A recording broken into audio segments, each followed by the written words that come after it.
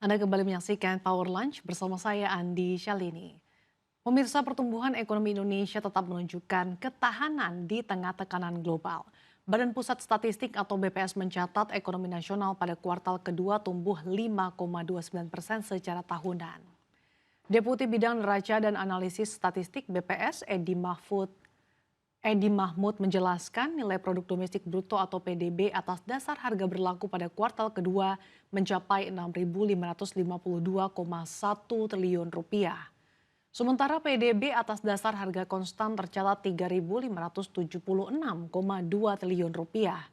Ekonomi kuartal kedua dipengaruhi oleh tekanan global terutama sejak meletusnya perang antara Amerika Serikat, Israel dengan Iran. Hal ini mendorong lonjakan harga minyak dunia dan terganggunya rantai pasok dunia seiring dengan ditutupnya Selat Hormuz.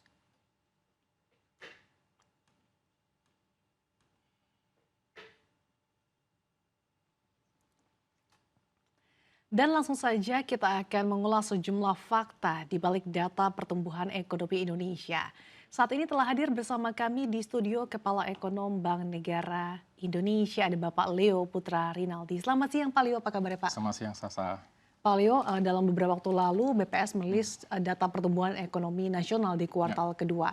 Ternyata hasilnya di atas ekspektasi yaitu 5,29%. ya. Bagaimana Anda melihat data ini, kemudian faktor-faktor apa saja yang dalam analisa Anda menjadi penguat ataupun penekan pertumbuhan ekonomi? Ya, jadi terima kasih sebelumnya. Kalau kita lihat angka pertumbuhan ekonomi di 5,29% atau pembulatan 5,3% year on year di kuartal kedua tahun ini, itu kalau saya melihatnya masih solid. Masih solidnya bisa dilihat dari dua sisi. Sisi yang pertama adalah kalau kita bandingkan dengan rata-rata pertumbuhan ekonomi negara-negara berkembang atau peers di kuartal kedua, itu rata-ratanya hanya 3%. Jadi tumbuh 5,3% dalam global environment seperti saat ini itu sudah bagus sekali. Nah, sisi yang berikutnya adalah kalau kita bandingkan ke dalam rata-rata pertumbuhan ekonomi Indonesia sebelum pandemi itu 5%. Jadi pertumbuhan 5,3% ini masih lebih tinggi dibandingkan rata-rata sebelum pandemi. Nah, kalau kita lihat detailnya, kita bisa membaginya dalam dua bagian. Yang pertama, kalau kita lihat PDB dari sisi pengeluaran, em, angka 5,6% pertumbuhan ekonomi di kuartal pertama ke 5,3%, itu kalau kita lihat ada sebagian efek dari normalisasi. Karena terjadinya adanya low base terutama di sisi private consumption atau konsumsi swasta di kuartal pertama tahun lalu. Mungkin kita ingat bahwa aktivitas lebaran dan liburannya itu bergeser.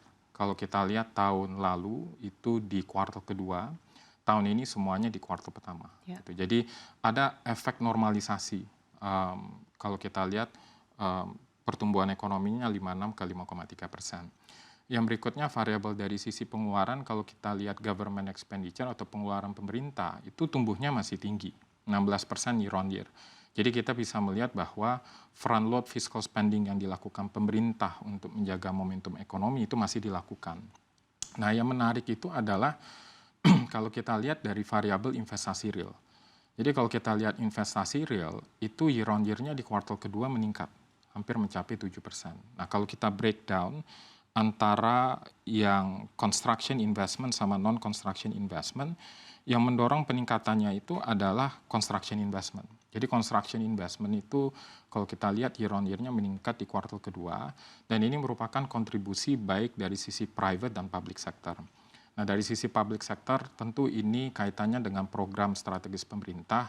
Kita melihat salah satunya kaitannya dengan pembangunan fisik dari KDKMP misalnya. Karena kalau kita lihat data semen sales di kuartal kedua pun itu year on year-nya juga meningkat.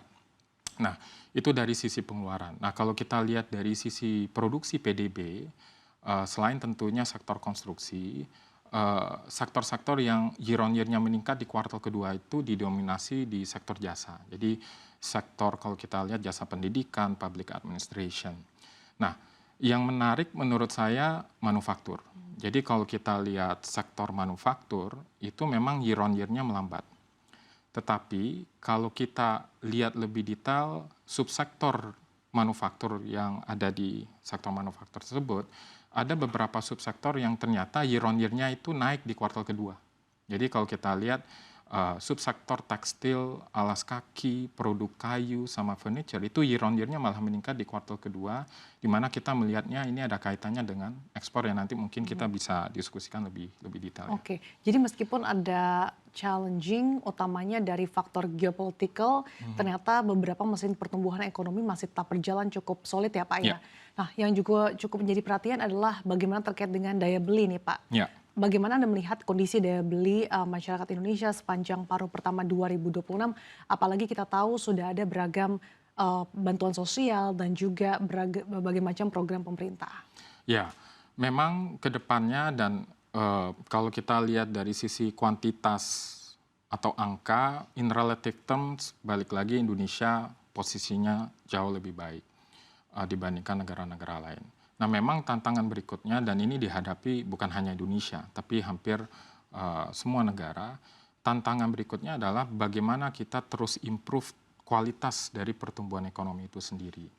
Nah, ini terrefleksi salah satunya dari data tenaga kerja. Nah, bagusnya adalah kalau kita lihat data Sakernas, ini sudah dikeluarkan tiap kuarter yang sebelumnya keluarnya 2 tahun sekali. Nah, kalau kita lihat potret data tenaga kerja di kuarter kedua,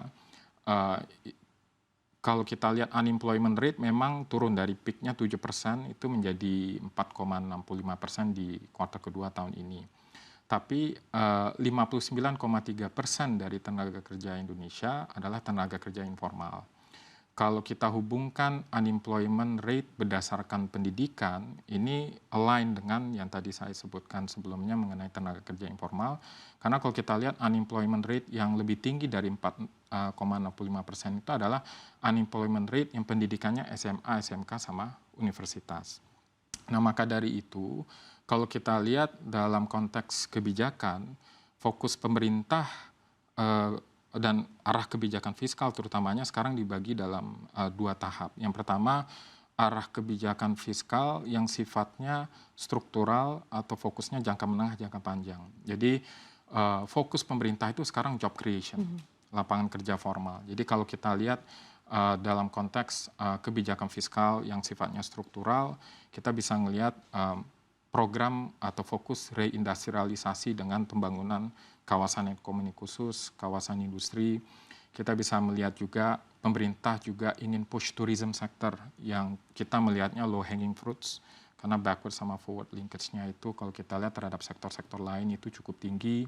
Kalau kita lihat mengenai fokus terhadap ketahanan pangan, itu kalau kita lihat itu berbicara berarti sektor pertanian dan juga hilirisasi pertanian. Jadi itu dalam konteks kebijakan yang sifatnya struktural. Nah, tentu kalau kita berbicara struktural untuk melihat hasil yang optimum butuh waktu. Makanya seiring waktu ada kebijakan fiskal yang sifatnya untuk jangka pendek.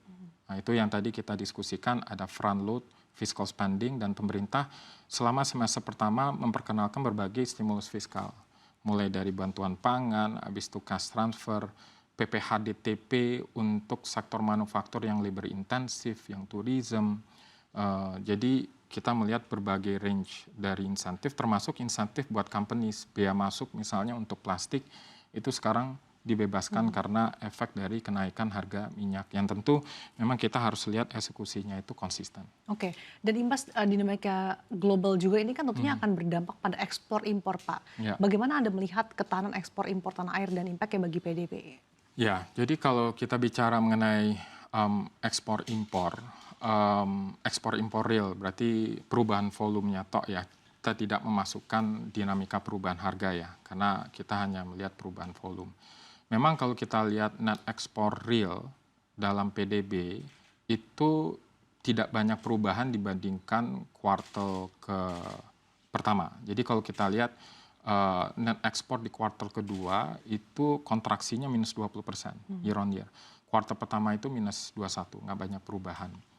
Tapi kalau kita pecah ekspor impornya, menariknya ekspor real atau volume ekspornya di kuartal kedua year on year-nya naik. Oke.